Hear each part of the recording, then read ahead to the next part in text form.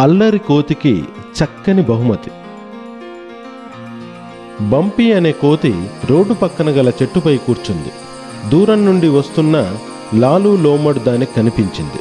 Bumpy దాన్ని చూసి ఒక దుష్ట ఆలోచన చేసింది. అదే రోడ్డు పక్కనున్న నీటి గుంటను చూసి అది చిలిపిగా నవ్వుకుంది. లాలు లోమడ్ చెట్టు పక్కన గల గుంట పక్క నుండి వెళ్తుండగా బంపీ చెట్టుపై నుండి ఒక రాయిని నేరుగా బురద గుంటలోకి విసిరింది. దాంతో బురద నీరు పడి లోమడ్ దుస్తులు పాడైపోయాయి. బంపే, ఈ పని నీదేనా? నీ ఒక రాక్షస పిల్లవాడు.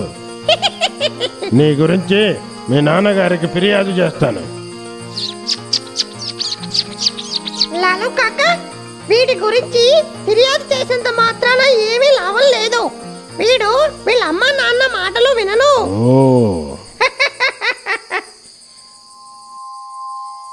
బంపీ మళ్లీ చెట్టుపైకి ఎక్కి కూర్చుంది. అది తన జేబులోంచి శనగలు తీసి తినసాగింది. ఈరోజు ఏదైనా కొత్తగా అనుకోని విషయం సంభవిస్తే బాగుంటుంది. అప్పుడే దూరంగా వస్తున్న రాము దుప్పి బంపి కంటపడింది. దాన్ని చూసి, అరెరే, వచ్చేది రాము మామ. ఇతను ఆందోళనలో ఉన్నప్పుడు ముఖం చాలా నవ్వు తెప్పిస్తుంది. ఇప్పుడు మజా చేస్తాను, చూస్తూ ఉండు. బంపి చెట్ల కొమ్మల్లో దాక్కొని ఒక పెద్ద తాడును చెట్టుకు కట్టివేసి రాము దుప్పి ఆ చెట్టు వద్దకు రాగానే ఉచ్చుగా మార్చి దుప్పి కొమ్ముల్ని దాంతో బంధించి వేరే చెట్టుకు కట్టివేసింది. అరే అరే అరే అరే అరే నా కొమ్ములు! అరే బంపీ, నువ్వా? ఈ తాడును తొలగించు, లేదంటే నేను విడిపించుకొని నీ సంగతి చూస్తాను, కొట్టి పడేస్తాను.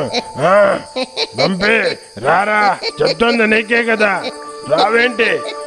విడిపించుకున్నప్పుడు కదా నన్ను కొట్టేది. అరే వీడు చాలా అల్లరివాడే.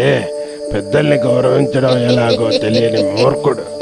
వీడికి ఎలాగైనా సరైన గుణపాఠం నేర్పించి తీరాల్సిందే. బంపీ బేట, ఎంతైనా నీ గురి చాలా బాగుంది. అవును, నువ్వు గురి చూసి తాడును విసిరి నా కొమ్మలను బంధించావు కదా. శబాష్ శబాష్, భలే మంచి పని చేశావు. రాము మామేంటి ఇట్లా మాట్లాడుతున్నాడు? నా మాటలు వాణ్ణి ప్రభావితం చేశాయనుకుంటా. బంపీ బేట, తాడు నువ్వు గురి చూసి విసిరే పద్ధతి నచ్చి నీకో బహుమతి ఇవ్వాలనుకుంటున్నాను. నిజమా మామా? నిజంగా నిజం.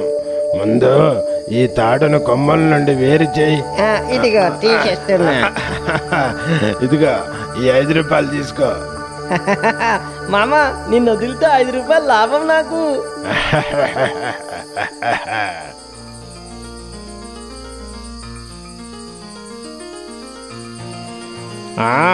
జంబూదాదా వస్తున్నాడు. నేను బక్కపలచని రాము దుప్పిని బంధిస్తే 5 రూపాయలు లాభం వచ్చింది.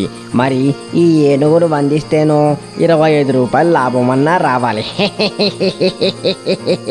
బంపి తాడును కట్టివేసి వెంటనే చెట్ల ఆకుల మధ్య నక్కి కూర్చుంది. జంబు ఆ చెట్టు కిందికి రాగానే బంపి ఆ తాడును ఉచ్చుగా మార్చి జంబు మెడలో వేసి దాన్ని బంధించింది. జంబు ఏనుగు ఆ ఉచ్చులో చిక్కుకుంది. ఇంత పని చేసిన ఆ మూర్ఖుడెవరు? కొంచెం ముందుకొచ్చి కనిపించండి.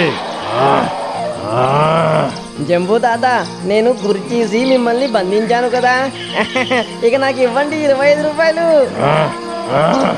25 రూపాయల? నేనెందుకు ఇవ్వాలి? బహుమతిగా ఇవ్వు, ఇంకెందుకు?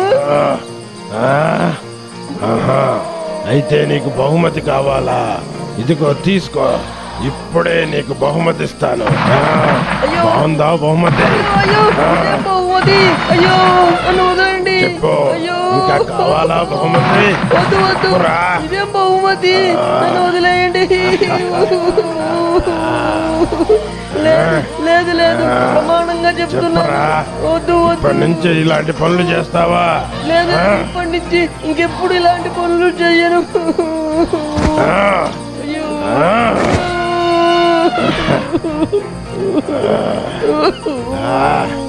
అయ్యో జంబూ దాదా, నన్ను క్షమించండి. నేను చేసిన ఈ పిచ్చి పనులకు ఇదే సరైన బహుమతి జంబూ దాదా. పిల్లలారా, ఈ కథ మనకేం చెబుతోందంటే ఎప్పుడూ ఎవ్వరినీ గేలి చేసి ఇబ్బంది పెట్టకూడదు.